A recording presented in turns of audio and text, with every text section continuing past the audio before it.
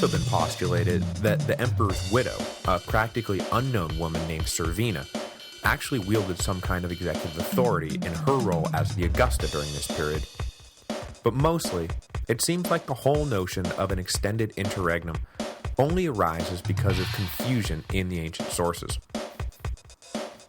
There is no doubt that the soldiers and the Senate each tried to get the other to make the call, and that eventually, the Senate blinked and elevated a man named Marcus Claudius Tacitus. But the 6-month time frame appears to come from the fact that some 4th century historians completely dismissed the short reigns of Tacitus and his successor half-brother Florian, merely noting that 6 months passed between the death of Aurelian and the ascension of his successor, the general Probus. Later authors then picked this up and accidentally combined it with the story of the Senate and army arguing about who ought to follow Aurelian, and turned it into an interregnum of 6 months where there was no emperor at all, which doesn't really seem plausible. So I'm inclined to believe that Tacitus was elevated in December of 275, after one solid go-around between the army and the Senate. This shortens the interregnum to the period it took the envoys to go from Thrace to Rome, from Rome back to Thrace, and then back to Rome again. By that point, the Senate was ready to make the call, and they chose, as I just said, Marcus Claudius Tacitus, a man about whom we know almost nothing. Despite his tantalizing name, it does not appear that Emperor Tacitus was in any way related to the historian Tacitus, though that was a myth that was bandied about for quite a while. He is also described as being in his mid-70s at the time of his ascension, but again, that seems more myth than reality, something to gin up his credentials as the wise old sage of the Senate, a characterization which fit nicely into later historians' attempt to make his brief reign out to be the last great flash of senatorial relevance, before it was snuffed out completely by Diocletian and his tetrarchy. Tacitus, whoever he was, however old he was, and whatever his agenda was in Campania when he heard that the Senate had chosen him for this great and terrible honor, and he quickly rode up to Rome to take his place on the throne.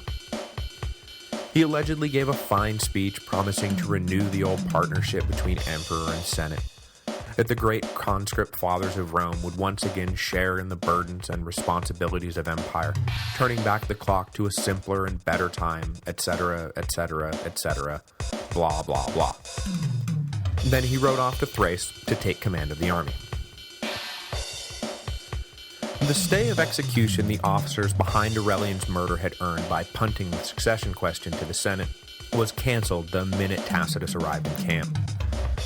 Immediately taking note of the rank-and-file still vengeful mood, Tacitus rounded up all the conspirators he could identify and ordered them killed. The bloodlust of the troops thus mollified, Tacitus announced that the march to Persia was now on indefinite hold. A swarm of German tribes north of the Danube had taken the news of Aurelian's death as an open invitation to recommence their raids on Roman territory, and the countryside was once again littered with barbarians. The imperial army spent the next 6 months engaged in a happy little game of whack-a-mole, as Tacitus attempted to impress upon the German tribes that Aurelian's death did not mean that Rome was suddenly some weakling who could be pushed around. And it was true. Of all Aurelian's legacies, perhaps the most important was the highly trained, highly disciplined veteran army he bequeathed to his successors. The legions of the imperial army were now as formidable a force as the empire had ever put together, and for the moment, there was no one on earth who could beat them in battle, a lesson the opportunistic Germans would soon learn.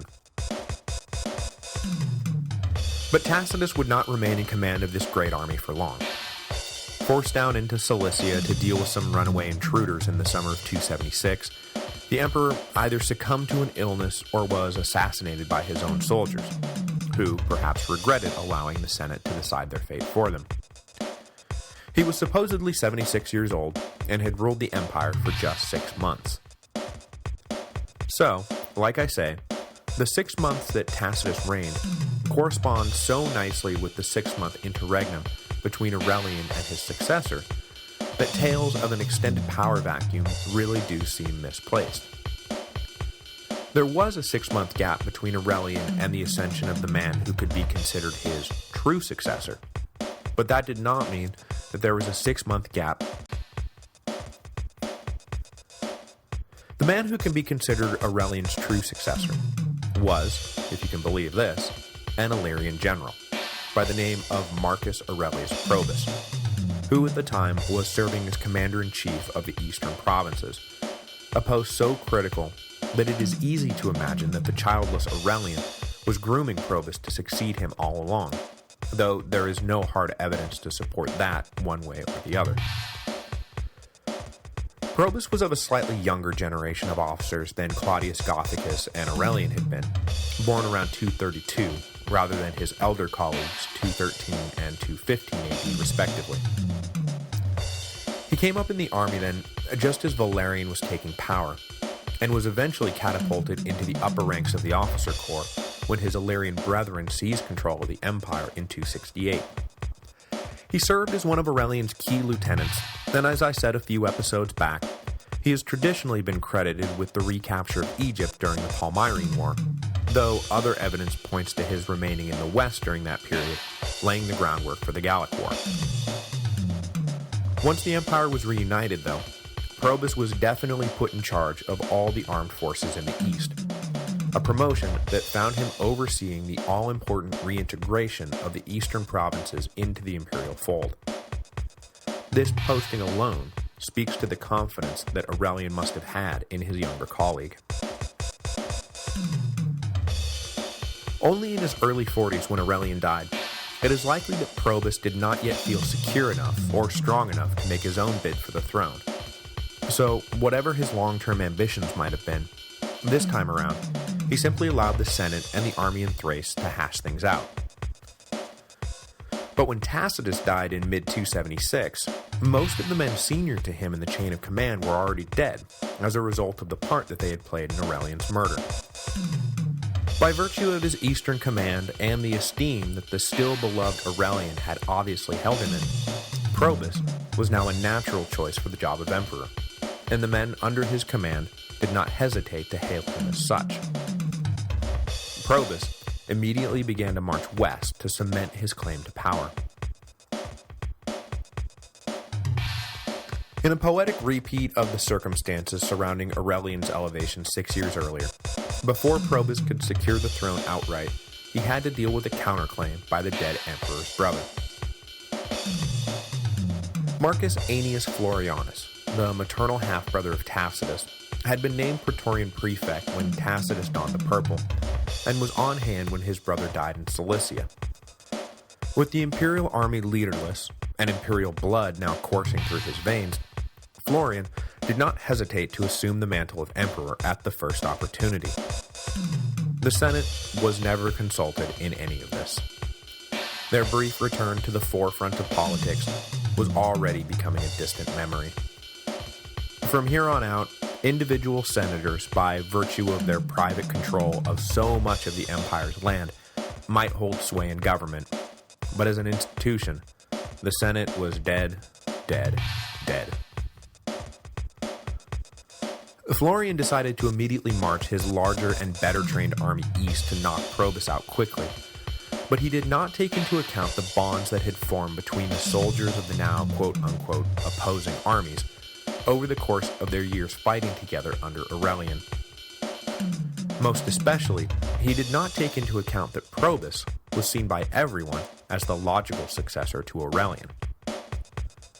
The soldiers under his command likely didn't know Florian from Adam, but they knew Probus very well. A battle was not even necessary to decide the issue. No one was going to fight Probus. 88 days after being proclaimed emperor, Florian was either assassinated by his men or he committed suicide, and Marcus Aurelius Probus became the undisputed master of the empire, one of the last men, incidentally, to hold that particular distinction. Rome, as you may already know, is about to go through a fairly momentous transformation. Probus took over the reins of power in 276, and would rule until 282, a 6-year stretch that, added to the 5 years of Aurelian's reign, combined to provide some much-needed stability to the empire.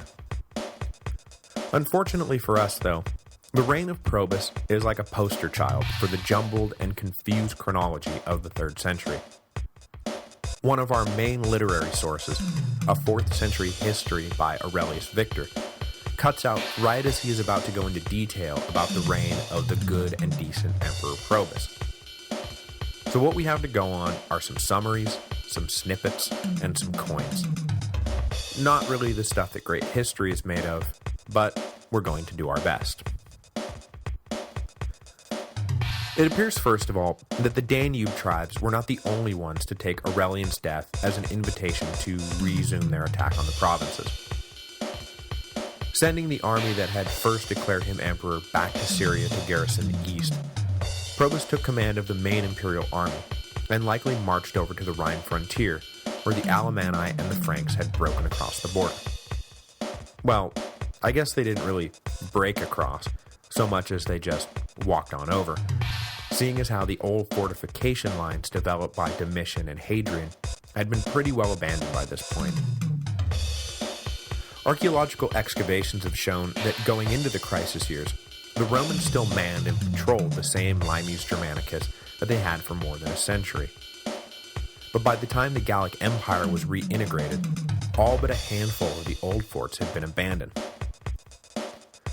As I mentioned during the first Aurelian episode, the Romans had by this point fallen back to their newly fortified cities as the main defensive line. There were simply too many Germans moving in too coordinated a way to make manning a long wall made of turf and wood a viable defensive option. In the coming years, first Diocletian and then Constantine will completely reshape the Roman military posture to account for it, but for now, the transition was just getting started, and Probus had to rely on walled cities, a mobile imperial army, and a lot of luck to help him push back the German invaders. Although, following Aurelian's lead, Probus was not 100% intent on pushing the Germans out of the empire. What he really wanted was peace and stability on the frontiers, and, in their own way, this is what the Franks and Alemanni wanted too. So as he campaigned against them in the late 270s, it became standard policy to settle defeated tribesmen in the lands that had been vacated by the long Romanized Gauls, who had fled to the cities in the face of near-constant invasion. Tens of thousands of Germans were thus settled on provincial land, giving the economy a boost, the legions new recruits, and the provinces a nice buffer zone between unpacified tribes and the Roman interior. Sometimes it took defeating the Germans to get them into Roman settlements, but other times they requested permission to migrate. Permission that was granted on the condition that they disarm, disperse into smaller groups, and recognize the overarching authority of Roman officials, which seemed like a fine bargain for most of them, who welcomed the opportunity to share in the splendid riches of an empire they had for so long eyed jealousy. For now, the process of Germanic integration was a gangbuster strategy for the recovering empire, and for the next 100 years, it worked out almost universally to the Roman advantage. Once the Huns got going, though, the whole ballgame would change, as the empire